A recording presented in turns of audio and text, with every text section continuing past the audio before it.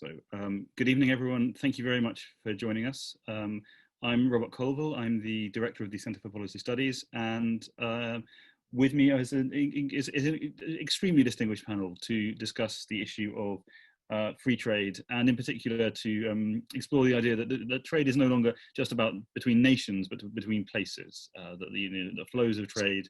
Good evening, everyone. Thank you very much for joining us. Hang on. I'm Robert Colville. I'm the director of the Centre for Policy Studies. Right. Well, we are definitely streaming because YouTube has helpfully started repeating my words back to me. Excellent. The CPS is we're hosting this panel with GEN, the Global Economic Neural Network, set up by Shanker Singham, one of our panelists and one of the leading trade commentators in the UK. And obviously, trade is an issue which is fantastically important to us at the CPS.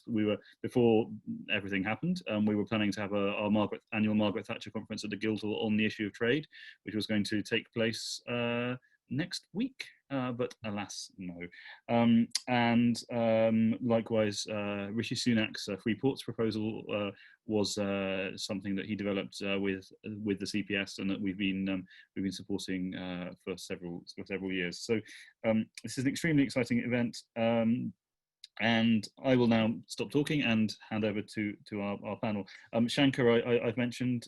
We also have Georgina Wright of the Institute for Government, Lars Karlsson of KTH Global Consulting, who is the former head of Swedish Customs and director of the World Customs Organization, and Frank Dunsmuir of Fujitsu, who is another person who knows practically everything there is to know about how the world's trade systems work and how we can make them work better. In a Twitter debate before this, we promised to use the word turbocharging repeatedly. So I will hand over to Shanker and let him accept that challenge. Well, thank you very much, Robert. I'll endeavour to turbocharge the conversation. I think one of the things that I'd like to talk about is the global context for this discussion we're having. I mean, essentially what we're having now is as we come out of the COVID pandemic, there is going to be a significant requirement for private sector economic growth. Governments are going to have unsustainable debt levels, and so how are we going to generate that economic growth? There is a national or international element of this, which is obviously covered by external trade policy, trade agreements, multilateral institutions like the WTO and the Bretton Woods institutions. And it's very important that all of those are moving forward and liberalizing the world. In that context, for the UK, obviously we have the UK's external trade policy agenda, which is, as Liz Truss, the Secretary of State for Trade, has talked about, the US agreement, the accession to the CPTPP, Australia, New Zealand, Japan agreements. The CPTPP is very important because it's a significant regional network that is one of the most advanced regional networks that there is, based on regulatory cooperation and competition and mutual recognition, as opposed to the sort of EU model, which is one of regulatory harmonization.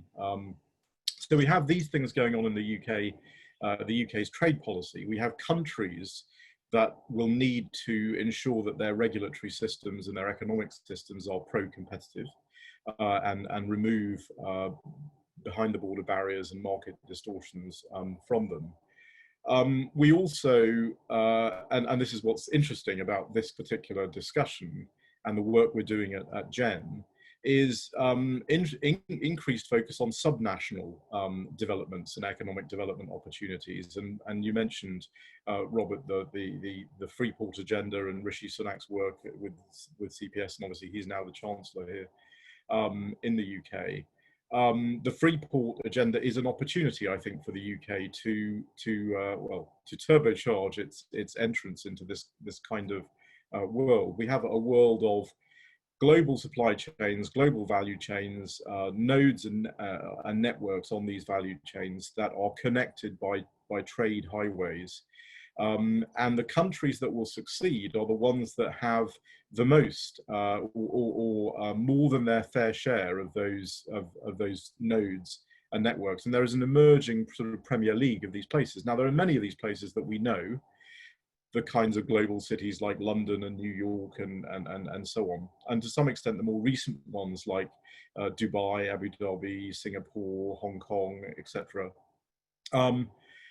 But there is this developing Premier League, and I think governments are going to have to be very creative and understand that they are in a deep competition to get into that Premier League. So we know that pandemics accelerate existing trends, whether that's AI or 3D printing, blockchain technology, movement of people through flexible labor markets, what Ricardo Hausmann has talked about, the movement of brains as opposed to tradable commodities. And we know that in order to get into this kind of Premier League of places, of cities, of zones, special economic zones, governments have to ensure that those zones are attractive to global capital. There is a huge amount of even before the pandemic, there was a huge amount of global capital on the sidelines, on balance sheets. There is far more now looking for places to go. And I think what we'll find is as we come out, and there will be, people are going to come out of this at different times and in different ways. And I think that is going to be a significant element of how successful those economies can be. So the countries that have done well on things like track and trace technologies, the ones that have done well on testing, are the ones that are more likely to come out quickly, and they're also the ones that are likely to manage a second wave of COVID a lot better. And that may have some distorting effects around the world. So obviously London and New York have been very badly hit. There are other places that have done very well on testing, like Singapore, like the UAE, which may come out more quickly and may actually be more resilient as a result. But generally, governments want all the benefits of the sort of free port, free zone type agenda, but they're not really prepared often to do the heavy lifting. So one of the things that Jen we're talking about is, what do you need to do to get into this Premier League? And I think that is basically ensure that you have the kind of regulatory framework. It's not all about tax incentives and tax breaks. It's got to be more than that. If it's only tax breaks and tax incentives, the last 15 years have shown that's not enough to attract that global capital. You've got to have regulatory frameworks that promote economic growth and opportunity. And you've got to also ensure that these zones are resilient, that they are safe from illicit trade. One of the problems we've discovered through the pandemic is that we don't have great visibility into global supply chains. So nodes and zones and cities that are able to have that better visibility through things like, and Lars is the expert on this, things like, World Customs Organization, Safe Zone, these sorts of things. That's the kind of thing that these economic centers are going to need to have and need to be able to demonstrate in order to get into that Premier League and take advantage of these global trends that are occurring. But it's going to be quite a ferocious competition. And as we come out, I think there is going to be significant movement of supply chains. Obviously, without getting into the whole debate about onshoring versus where we are with supply chains now, there is significant movement towards onshoring. So again, there will be pressure on these nodes to demonstrate that they're able to show economic value. So it's a very interesting world. One of the reasons that we launched the GEN project was because we think that this is going to be a significant area of potential economic gain and growth for the global economy, that there is an opportunity for these zones and cities to succeed. And I think also because global value chains and the global economy as a whole is more like a complex it's more like a complex living organism, which is why it's so difficult to model it, and modeling attempts have often not succeeded and not been able to have much predictive power. So for that reason, we wanted to look at the idea of a neural network that's developing amongst all of these global supply chains and all of these global nodes on the supply chains and global cities, which have more in common with each other quite often than they have with the rest of the country in which they are located. And you're creating also a group of people who are comfortable in these places and who move to these places. And they may not be as comfortable in the rest of the country where that node is located. So there's a time of massive change. It's very much an inflection point in the global economy. And I think the UK, coming back to the UK for a moment, has a great opportunity with its free port agenda, with its new external trade policy, to really maximize all of those benefits. So I'll stop there, and I'm sure we can add more in the question session. Brilliant. Thanks, Shanker. I should note one potential avenue for discussion is obviously this cuts kind of quite hard against the sort of levelling up agenda.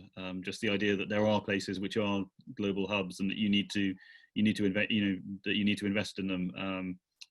Cuts across the sort of some of the prevailing talk, certainly in the UK. I'll now move on to the responses. Before I do that, I should just say that you should hopefully see a Q&A tab on your screens, and if you have any questions, please do feel free to queue them up as the speakers are speaking. We've already had some submitted via email and others. Rather than throwing to audience members, I'll be trying to sort of moderate and repeat the Q&As questions myself, partly because it's just smoother because we're not sort of dependent on broadband issues, and partly because often the questions tend to overlap, so it's nice to be able to sort of theme them together. Anyway, with that said, I'll hand over to Frank. Get off mute. Thank you, Robert, and thank you for inviting me today. It's a pleasure to be here. Just as an introduction to my my preamble, as Robert said, I work for Fujitsu. I'm the industry lead for customs and international trade there, and my role is really to look at how new and emerging technologies can be used in today's global and the future global supply chain to turbocharge the economies. I managed to get turbocharge in there. So we're probably familiar with what those new and emerging technologies are. They're often referred to as Industry 4.0, things like blockchain, Internet of Things, which promise to connect billions of devices, smart devices, creating huge swathes of data, and then the use of artificial intelligence to act on that data and enable us to be informed, make decisions, and automate processes. So it's quite a collection of innovation that's headed our way. Some of it is more mature than others. And this is such a huge topic. I was thinking, how can I crash this down to 2 or 3 minutes? I could easily fill the rest of the session with just the technology aspects here. So I wanted to pick on 3 areas that are typically associated, or 3 attributes that are typically associated with a discussion around global networks or global superhighways, etc., and connected supply chains. And of course, free ports and special economic zones. And we often hear about, well, if we're promoting trade in this sort of way, is it reducing security within that trade? Are we allowing greater non-compliance, etc.? Because we are reducing the barriers to trade, and therefore are we more vulnerable in certain areas? So first of all, how do we establish trust and transparency in the global supply chains? How can technology help with that? Second thing is looking at resilience. Shanker touched on this with COVID-19. And by resilience, I mean the ability to react to challenges and changes, whether be they slow, gradual, or very rapid and catastrophic, like COVID-19. And then the third one, which is really important, in particular around the special economic zone of Freeport agenda, is how can technology actually act as a catalyst for innovation in those areas as well? I think it plays a major role in that aspect as well. So let me touch on those in turn. Firstly, trust and transparency. One of the, if you like, features of global supply chain today is there is an enormous amount of actors involved in moving commodities across the supply chain. So whether it's from China to Europe or or even further afield, there are many routes that product can take, and there are many interfaces where it changes from one hand to another. And the systems and process and data associated with those handoffs don't tend to be connected very well. The immediate ones might be, but from start to finish, they're not. So there's room for, if you like, there's a lack of transparency in the entire supply chain there. So that's kind of an inherent feature of the way the supply chain has grown over the years. But what's emerging in recent years, particularly one of the technology I would highlight here is TradeLens, which is an initiative, a global initiative coming from industry primarily, that is seeking to connect those chains of events. And it's using blockchain technology, because blockchain is highly secure. You can't change the records once they're there. And because it's a common database or common ledger of information, if you've got the right of access to that information, you can see the information you're entitled to from its origin all the way through to its destination. So it's a connected system as well. It's already up and running. It promises to be looking at something like 50% of container freight at the moment. I'm not 100% sure if that is completely accurate, but if I can give you an idea of the impact it's having by a quote from a recent adopter here, which is Indonesia. So the Director General of Customs talked about TradeLens, saying this will help bring further visibility, predictability, and security to us, and be a real asset for trade and transportation facilitation, making Indonesia the perfect logistics and transport gateway in this region. So they've already seen the value of that sort of product, and it's being widely adopted now by many regions. It doesn't have to be TradeLens, there are others, but it needs the power of a global connection in order to make that effective. Once goods are in the port or in the free zone, etc., they still need some sort of monitoring or ability to know where they are, or ability to understand how they're being treated, how they're being used, and how they're then carried forward.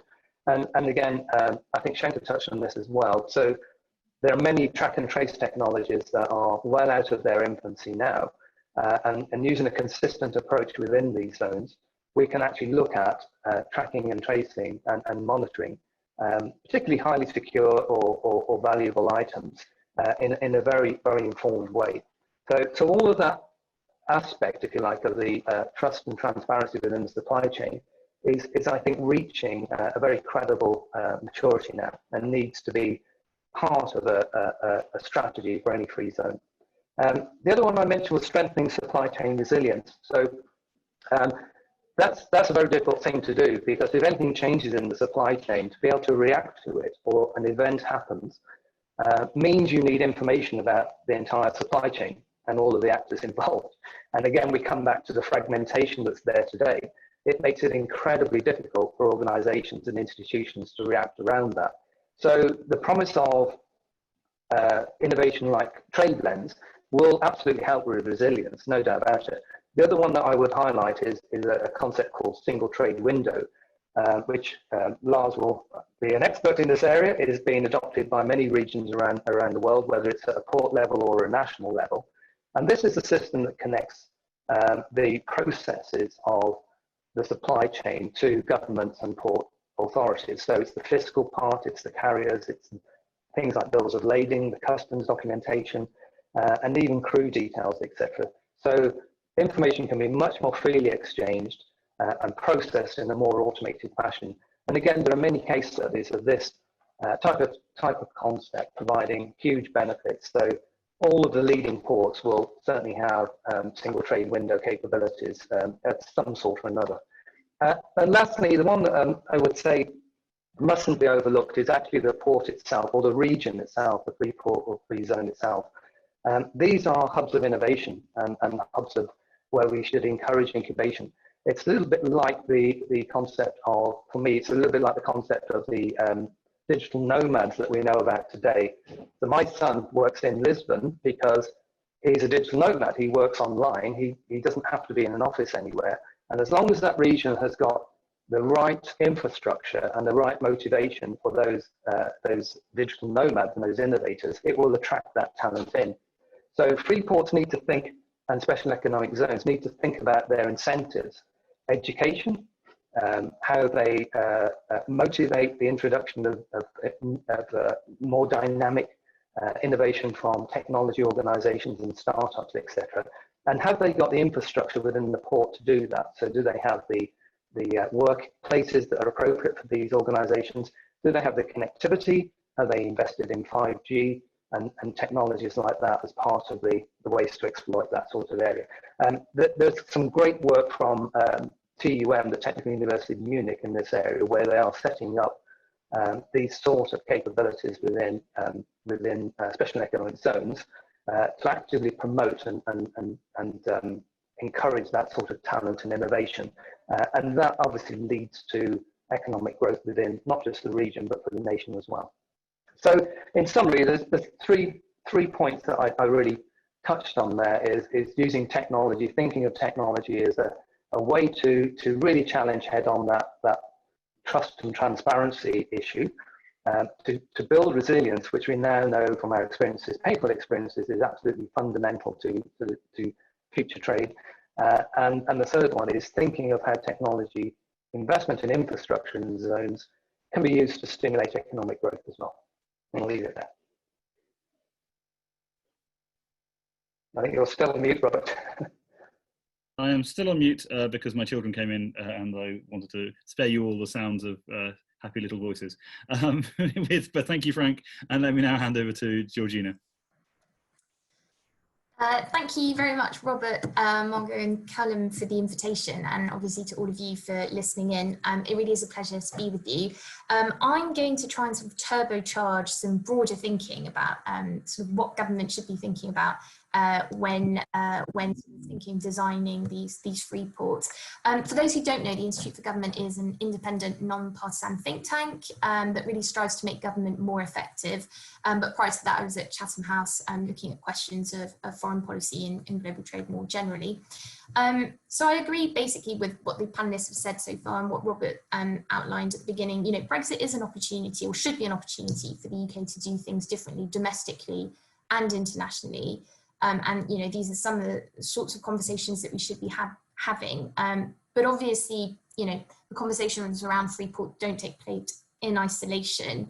And so I think if the government really wants to make the most of this, then it will need to make sure it creates an environment that is conducive to that economic activity. So I know I've only got 3 minutes and you've probably got lots of questions, so I'll try and keep my remarks short. But basically, I have sort of 5 things or 5 tips that I would recommend government look into. The first is be creative. So Frank touched upon this, but, you know, stimulate economic activity around free ports. You know, evidence shows that actually, in many cases, the creation of specialized zones has incentivized many companies to just relocate rather than create new employment opportunities. And that, you know, results in a loss of taxpayer revenue. So I think there really needs to be a right balance between tax incentives and other subsidies, but also thinking more holistically about how to stimulate economic activity outside of the zone. So that's, you know, building and designing the area around the port, as Frank was suggesting, infrastructure, apprenticeships and stuff like that. 2 is, you know, don't replace something that works well already. So lots of businesses are already using inward processing relief. So I guess there has to be careful consideration about what added value free ports bring.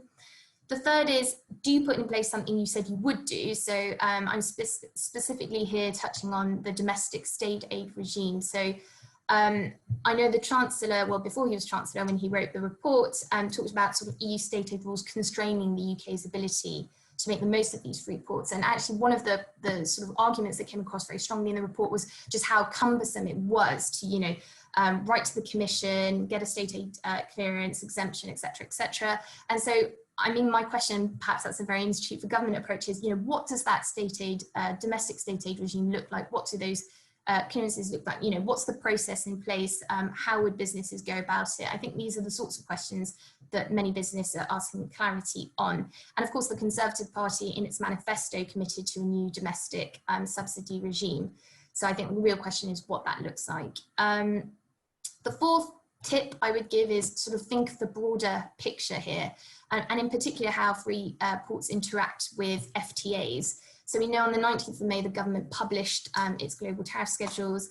But tariff exemptions, in the case of, I think, free ports, only really are of value if global tariffs are otherwise high. So, you know, something the government really needs to think about is, if we're striking FTAs and we're lowering tariffs anyway, then how does that fit with everything else? So I think there are questions there about the interaction of free ports and our free trade agreements and negotiations. And the fifth point perhaps is, don't lose sight of other sectors and other negotiations. So, you know, I'm thinking about the UK-EU negotiations, but obviously, as was alluded to, the UK-US trade negotiations. But to take one example, manufacturing. I think it was the UK and a Changing Europe published a report this week looking at manufacturing and saying, you know, it's highly integrated with the EU single market and it accounts for 10% of the UK economy. So disruption would have a sizable impact. How do you, you know, think of that alongside all the other opportunities that you want to seize? What does the UK's industrial policy look like? Do we, you know, what does a robust industrial policy look like? And I think there's lots of opportunities here to be creative. And I think it will require a lot of consultation with business as well. And I think credit where it's due, the government has launched a consultation on free ports. And some of the questions I thought were quite interesting on sort of what does a lower tax regime, you know, look like, and interestingly questions around sort of different regulatory regime within these zones as well. So I think these are all important questions. And I think to really be able to seize the opportunities, there needs to be more clarity on detail and what exactly that looks like. So I will leave it there, but happy to come back in the Q&A. Thank you very much. And now over to Lars. Yes, thank you, Robert, and good afternoon, everybody. There's no doubt that the pandemic, the COVID-19 corona crisis, have impacted all of us. We are an example of that here today, but obviously also global trade. And there's a lot of theories for the moment about how global trade will change as a result of this specific situation and this crisis.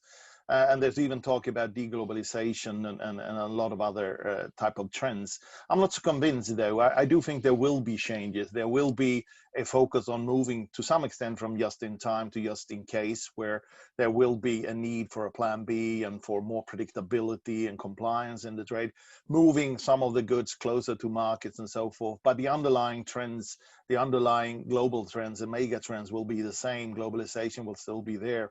And we all know that trade recovery will become a very important part of the global recovery from this pandemic and other crises coming afterwards. And I think Free Zone has a really important role to play in that specific arena, in this new normal that actually will appear here in the following weeks and months of this year. And I think that I'm very positive to the UK Freeport agenda, if it's done the right way, if it's leapfrogging to the forefront of the development of free zones and their roles in the international supply chain and global value chains. And there has been and always is, and if we look at specifically the Western world and specifically Europe, some doubts over the use of free ports and free zones over the last 10, 15 years. And there has been merit to that to some extent, that there has been a lack of in some cases, compliance. There have been risks involved, integrity risks involved, and so forth. Mainly because, per definition, they are outside the custom territory, and there's a lack of transparency. But this is about to change. In fact, it has already changed. There is a new type of environment developing, new types of zone, almost a new paradigm of zones actually appearing. And the two major changes is, one, that there are zones that is now applying voluntary compliance, that actually wants to be a part of integrated value chains to much larger extent. And by that will offer a solid and a safe alternative for those companies that actually are compliant and want to also be in an environment of compliance. And Shanker already mentioned, like the World Free Zone Organization Safe Zone program, which is a compliance program that actually makes the zones more compliant with more integrity, transparency, and good governance, and different types of code of conducts in place for the behavior of the zone and its inhabitants to actually be easier to play a part and a role in the future supply chains of the world. There's also the OECD illicit trade task force initiatives on clean zones, and of course World Customs Organization, United Nations, and so forth are all working in this specific field. And that's the first of the changes of the zones that we see, that there's a number of free zones now that actually meet the requirements, that actually have already taken the development into something that is a different type of zone that we saw before. The other change Frank was touching upon, and that is where we've seen in the emerging world these new type of zones actually developing and already being in place. We also see a link into the Western development and the North development of integrated innovation parks and innovation hubs, where these type of additional services around the free zone becomes more important. And the link of the two makes a very interesting example of how these zones actually could look like in the future, and that some already are, as Shanker was talking about before as well. So from that, we could see that these type of free zones have now eliminated many of the risks that has been involved before. And we can now offer with those type of zones, and if UK actually leads to the forefront of this development, could very easily be a leader in this new type of zones that is emerging. Because the third and important point I want to mention in the initial remark here is that we are now starting to see these zones linking up together. And both all speakers have been talking about it, not only becoming a national and regional and local resource as engines of economy, but also being linked into the international supply chain, into trade superhighways. And that is possible because the technology, as Frank said, is already here. The information management is possible. So when these zones becomes transparent, becomes compliant, there's also an opportunity to use that type of safe and secure technology to actually make sure that the information is available. And that means that we can connect these type of free zones, these special economic zones that not only have the tax incentives, but also have a number of other opportunities from a customs perspective, from a regulatory perspective, but also in the services that was mentioned before, with competence, with different types of links into making sure that there is employment for companies that come in there, that there are people that have the right skills and the competence, that there are different types of side services that actually make that ecosystem and environment a really good place to be if you're a company. And if you then can also feed into a trade superhighway, a global network where these zones become not only nodes, but actually routers of that specific systems. They become not only engines, but also a transformer of that trade to go very quickly, very fast in that Premier League, or I would even say Champions League, that Shanker was talking about. I think there's also an opportunity of inclusiveness in that it's not only the drivers that have made those super cities we see today connecting, all the mega ports connecting, but also new parts in other parts of the regions that can move quicker post-corona to actually be a part of a network like that. And I think for UK, it would be great to be with this new initiative of free ports and free zones, being in the lead of this and also meeting then the requirements that are there to actually be a part and leading this Champions League or Premier League of zones that is connected together in a global network that actually will help trade recovery and recovery after post-corona. I think I'll stop there. Thank you. Thanks, Lars. And we'll move on to the Q&A. I can already tell we're probably not going to make it through all of the questions, but I'll try and group them all together as best I can. And to our panelists, obviously, please don't feel free. You have to chip in. All of you have to chip in on every question, because otherwise we could be here a while. So one sort of theme from the questions is, I mean, obviously. And this is from Tim Morris and Catherine Barbieri and various others have sort of pointed out that you know, Shanker mentioned regulatory change. So and this kind of Georgina mentioned this in her remarks. Effectively, the lower tariffs are, the less having a tariff-free port kind of matters. But if you're already thinking of doing opportunity zones, if you're thinking of trying to create special economic zones, especially to revive areas which have been, you know, left behind by growth, which by coincidence happen to be largely where Britain's ports are, you know, that then that's obviously, you know, it's not just about having a free trade zone, it's about having a you know, a whole, yeah, having broader changes too. So the question to the panel is, what should those broader changes be? What regulatory changes do we need to really make, you know, these Premier League hub, to elevate these hubs from Championship to Champions League? Well, maybe I can have a go at the beginning of that. So I think you've got a spectrum, if you look around the world, of these zones, where on the one hand you have something that's very much like a very sort of pure old style free trade zone with tariff advantages and tax incentives, and that's really it. And what we've learnt around the world is that those advantages by themselves do not lead to significant attraction of global capital. So you have a lot of special economic zones around the world that are 20%, 30% occupied. So there has been a sort of learning about this in the last 10, 15 years about what else can you do to position yourself to be an attractor of global capital. And that's where the regulatory piece comes in.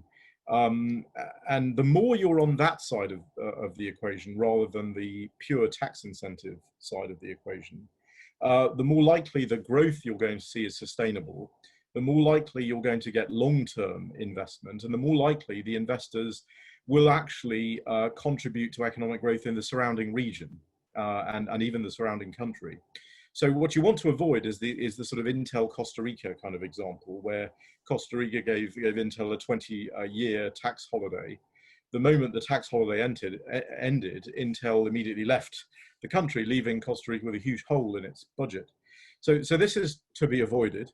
But on the regulatory side, there's a lot of things you can do. I mean, Frank mentioned single trade window. This is a single governance structure in terms of doing business and making it easier for people to set up companies, that sort of thing.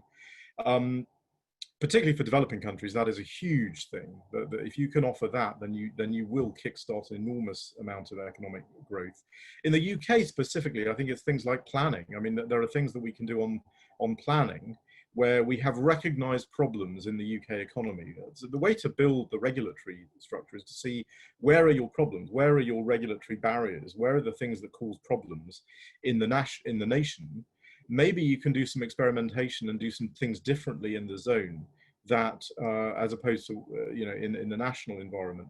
Now, if you want to look at some zones that have done really big things, now I'm not suggesting that the UK Freeport agenda necessarily has to embrace this sort of level of regulatory change, but if you look at DIFC in Dubai or the Abu Dhabi global market, what they've essentially done in financial services is extraordinary. What they've done is they've said, well, we're going to apply entirely English financial services law, common law, English judges. This is a massive step. And it has succeeded in attracting a lot of capital to those countries. So I think Georgina talked about being creative or encouraging governments to be creative. I think we need to be creative here. We need to look around the world, not limit ourselves to what we think works for the UK, and look at what other people are doing, because some of the things that other people are doing are really transformative. Deal with very difficult issues of domestic law. I mean, one other thing the UK could do on opportunity zones and intellectual property and so on is advance some sort of version of the American Bayh-Dole Act, which is an act that allows universities and small contractors of universities to benefit from patent protection, which creates that the spinning off of companies and universities and so forth that has characterized the US technology space.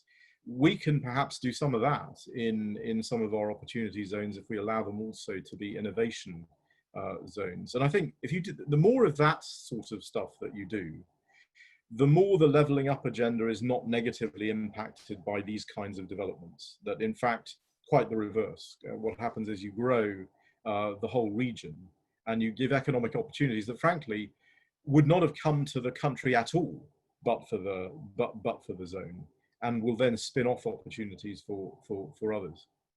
Thanks, Shanker. Would anyone else like to come in, or should we move on to the next? Lars. Yeah, just a short comment. I agree with what Shanker said. I think there's a number of things you can do. And I also saw there was a question, for instance, about offer economic operator programs, which are compliance programs in itself. So obviously, there are many ways you can actually improve this. And And there's in the international standard, which was a part of developing and implementing on say framework of standards, for instance, on AEO, free zones should be able to elevate if there is a compliance record through these new compliance programs like Safe Zone into AEOs as well, because that would attract the right type of companies that we talk about that has a compliance record, that are AEO already. And of course, there are many benefits you can use that is from examples around the world. The AEO programs of the European Union is a legacy program. I was there when we built it. It's 11, 12 years old. The programs that are there today in other countries, which also to some extent include then the opportunities like with free zones and warehousing and a number of other areas of customs legislation. There are 50, 60 benefits that is not used in the European Union that could be tested, scale tested within the framework of an AEO zone that has AEO inhabitants, for instance. And that means that you can actually create, and there was mentioned as well, the single trade window, very good opportunities for processing that could be tested in a free zone that has these requirements where there is transparency and where you use already established international standards. If you also do that with connecting it with other similar zones and hubs, then of course you both have the international trade perspective and you have the innovations and creative work that is done in that specific zone.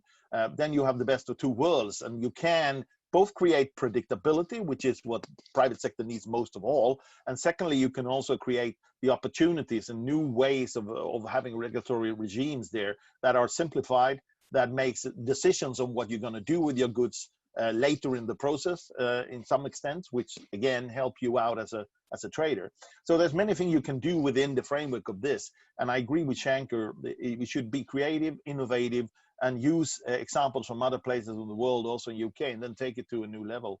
And that will everybody will do at the end of the day. And I think we should do it here as well. Cool. And then Georgina, quickly, and then we'll move on to the next topic. Yeah, very, very quickly. I'm always struck how sort of the UK, in fact, when you talk member states and you talk to member states, they say, you know, the UK was a really good driver of good EU policy and was really creative in that space. So I think it would be a shame for the government not to continue that and to show sort of what it would like to do differently and how it could do differently. As I said, I think consultation will be really important because again, free ports and free zones are not just about tariff exemptions. You know, there's the added bit about, you know, facilitated customs documentation. Well, what does that look like in practice? And I think if you really want these free zones to become innovative hubs, then you need to think more broadly about how it is that you stimulate economic activity, how you sort of create these new, you know, how do you ensure that they become creative rather than just a place where businesses decide to relocate because actually they can benefit from tax exemption. So I think there needs to be a lot of careful thinking about the regulatory environment in that way. Okay, so the next question comes from Robert Muss, David Isherwood, Tony Smith, and Richard Heath, who have all, in various ways, addressed the issue, which again Shanker alluded to, of transparency and the fact that, you know, free zones have a reputation, perhaps unjustified, perhaps not, or as, you know, as shady places for shady people. And how do you you know, how do you ensure that you know, both the public can have confidence in what's happening in these places, and also you know, how do you ensure full stop that there is that the activity is all above the law? I mean, Frank, you alluded to this in your talk as well.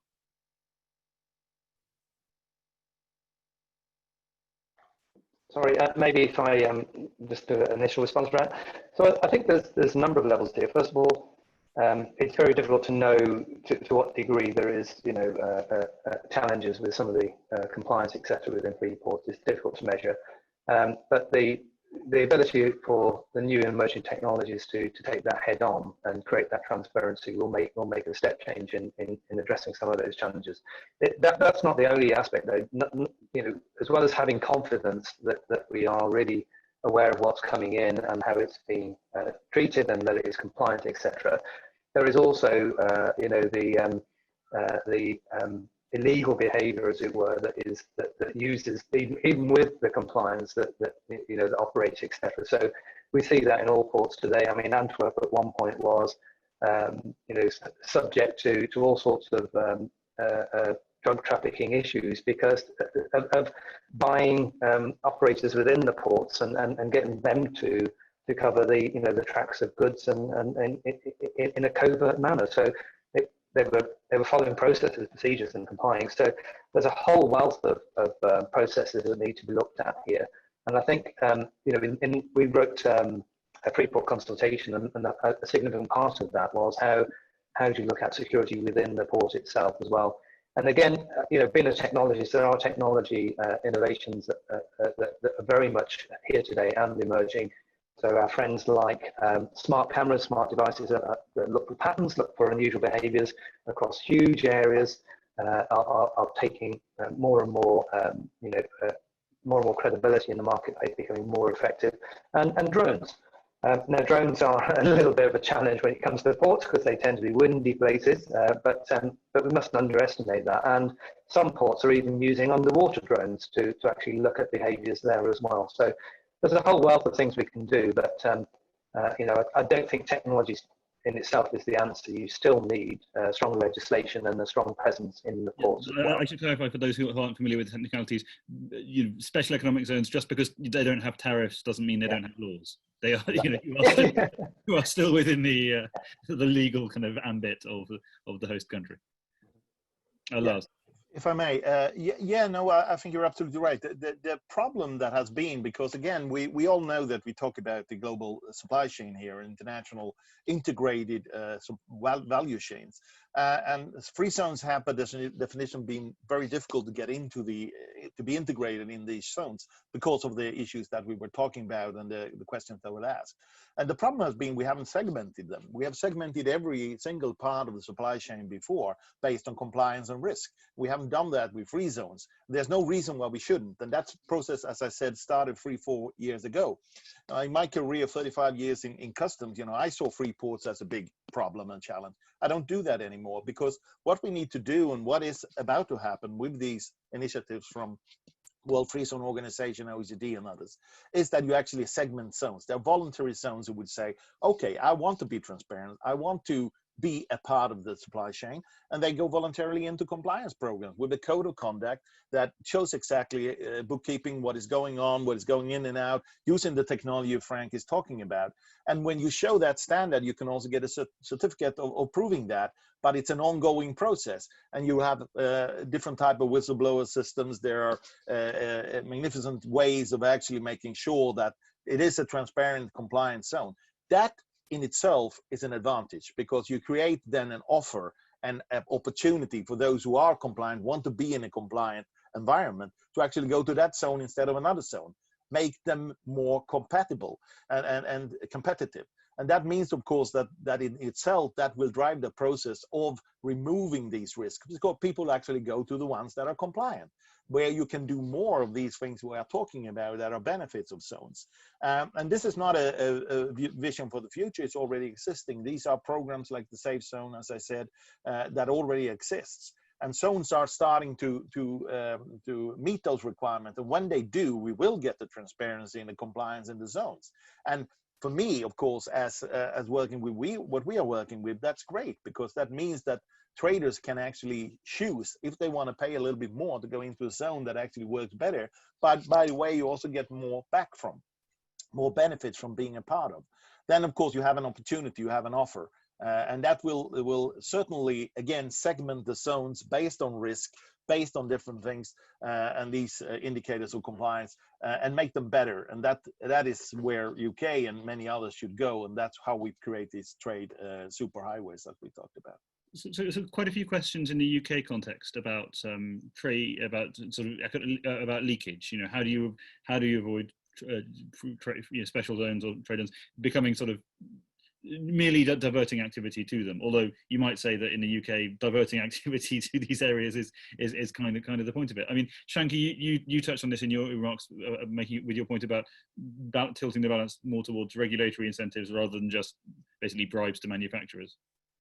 Yeah, I mean, clearly, I mean, the more it's just about tax breaks, the more dislocative behaviour you're likely to get. And I think people have recognised. Like, I was interested to hear Lars making his comments about his view of special economic zones and free trade zones changing, because as a trade policy guy, for my whole career, special economic zones and free trade zones were anathema. I mean, we did not want to see this sort of thing.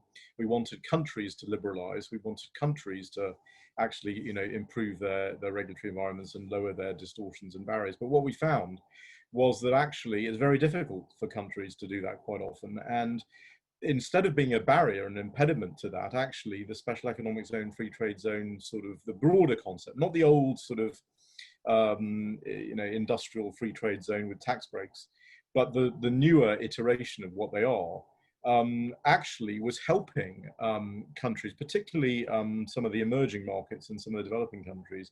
They were operating almost like alternative delivery mechanisms for reform and for development.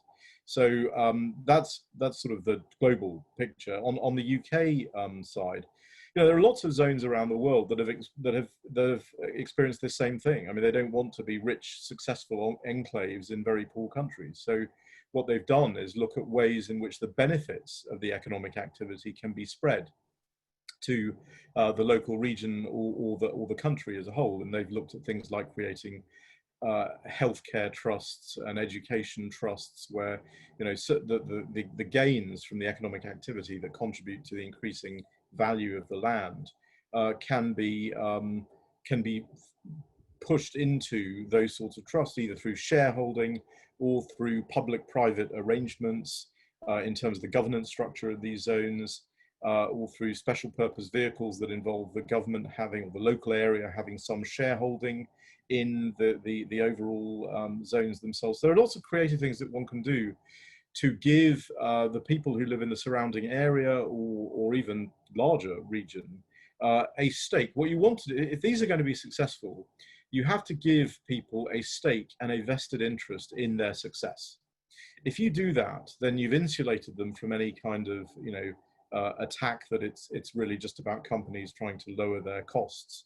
Not that there's anything wrong with companies seeking to lower their costs, but you insulate them from that sort of thinking, and you give them an opportunity, and you give the local surrounding region an opportunity to see this as a engine of growth, not only for the zone itself, but also for them. So I think but you have to be intentional about that. You can't just expect that to sort of happen. You have to develop structures and governance structures that allow that to occur. Would anyone else like to come in on that? Oh, okay. We are rapidly running out of time. This is genuinely like the kind of biggest load of questions compared to available time that I've had when doing one of these things. So obviously people are very interested in this indeed. So I'm going to sort of fire out a few thoughts which have come on from the Q&A and see if people want to respond.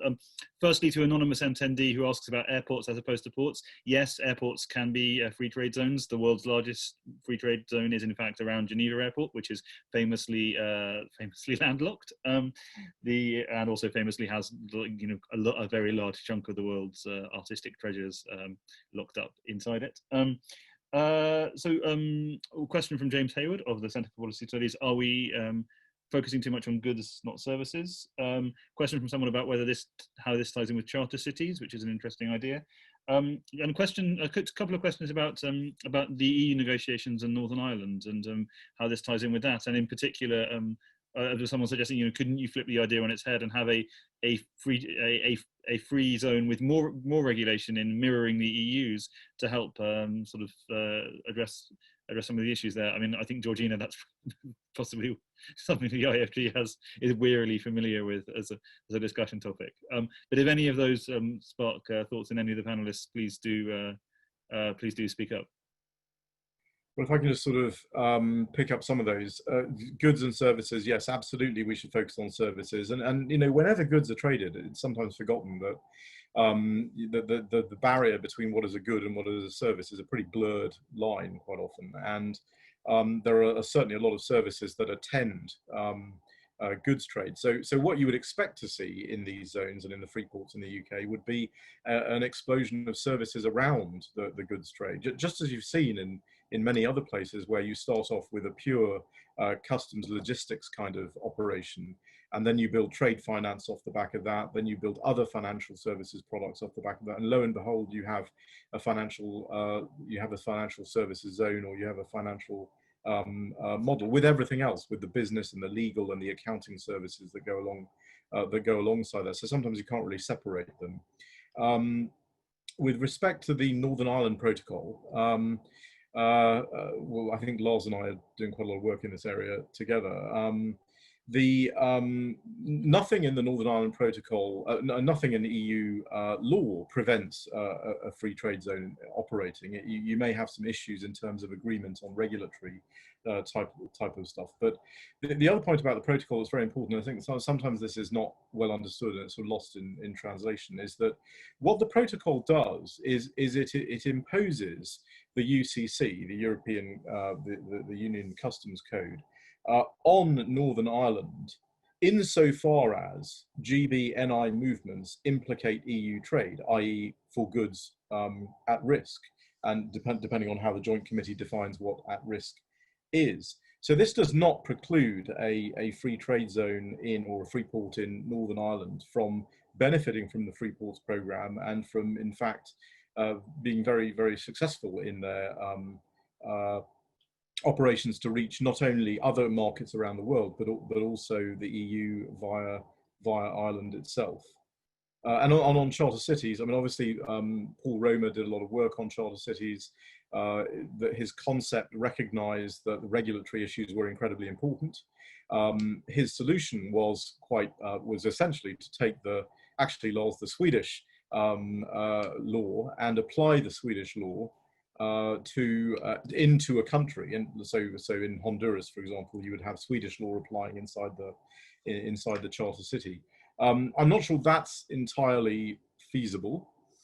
However, there are many countries that have adopted elements of English common law, and it's not just modern zones that have done this. If you look at Singapore itself, you know, it's taken English common law as its sort of legal basis and led to an explosion of economic growth there. So, and let's not forget that the original charter city is in fact the City of London, the City of London Corporation, with its ancient rights and privileges from the time of William the Conqueror had to accept these ancient rights and privileges when he invaded the country, and Magna Carta specifically refers to the ancient rights and privileges of the City of London. So this concept of a sort of quotes charter city has been around for a long, long time. And the idea, the core of the idea, is that you can improve the regulatory environment of the zone vis-a-vis the rest of the country. Brilliant. Thanks, Shanker. Can we go around the other panelists and also sort of offer any closing remarks in the process? We'll probably overrun by 5 minutes or so, but I hope you can forgive that. Georgina, why not? I probably need to think a little bit more about sort of free zone and Northern Ireland and everything else. But I think the broader point I'd like to make, which is one I made in my opening remarks, is, you know, when you're thinking about free ports, you can't think about them in isolation. There's a lot, you know, sort of the UK's trade negotiations, how that interacts, and also obviously the EU negotiations. I think, as we know, trade isn't just about tariffs, low tariffs, tariff exemptions, or, you know, custom declarations. It is actually all about the non-tariff barriers as well. So, you know, simplification of custom declarations. It's trying to reduce time at borders, etc. So I think there are important questions. I don't know on Northern Ireland specifically and how that relates, but I think it's not really a question. When I sort of talk to my EU colleagues or contacts, they don't really raise free ports that often, in fact, at all in our discussions. So I think sort of it will really depend on sort of what the UK leaving the transition period, what its relationship is with the EU going forward, and the impact in certain sectors. So I mentioned manufacturing, you know, 10% of the UK economy highly integrated with a single market. You know, that sort of impact cannot be offset purely with new initiatives, but that certainly shouldn't prevent us from thinking about them.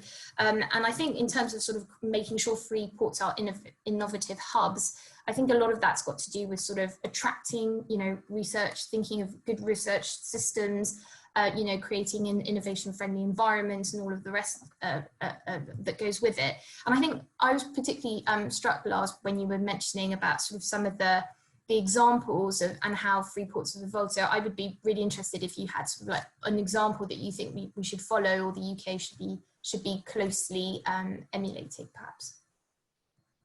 Well, cue Lars. Thank you very much. No, I think that first of all, for Northern Ireland, the Ireland situation, of course, there's an opportunity there as well. Overall, I think that we are now starting to addressing, as I've said several times as well, the issues that has been a challenge and a problem around free zones. And if UK, as an example, and many others outside UK as well, and I also think in European Union for our side actually looking at this as the combination that we've been talking about as a vehicle for innovation, as a vehicle for different types of developments. And there are, as I said, many zones that has been doing this already. And you will find them in places that is not the usual suspect, and not only often only in the places that are the development hubs. So there's very interesting free zones of this kind in Colombia, for instance. There are in some places in the Middle East. Not all the zones in the Middle East have the same level of integrity and compliance, and these drives around services, specialization, and so forth that we talked about. But it's very much, and I want to highlight that, as Georgina said as well, about non-tariff barriers. Things we are trying to develop and trying to get into through trade facilitation in different means with registration systems and AOs and all of these, things that are there, has developed faster outside European Union and Europe than in Europe. And there are reasons for that as well. That takes a long time to explain, but we all know about them. And I think that that's where the opportunity is, where these zones that we work with today all around the world, where we also see a connection into trading companies for e-commerce, for instance, which is a totally different topic, but it's again linked into free zones as opportunity zones, where if you have transparency, if you have compliance, if you have integrity in the zones with code of conducts and a transparent way of monitoring and managing that, it creates wonderful opportunities of this kind.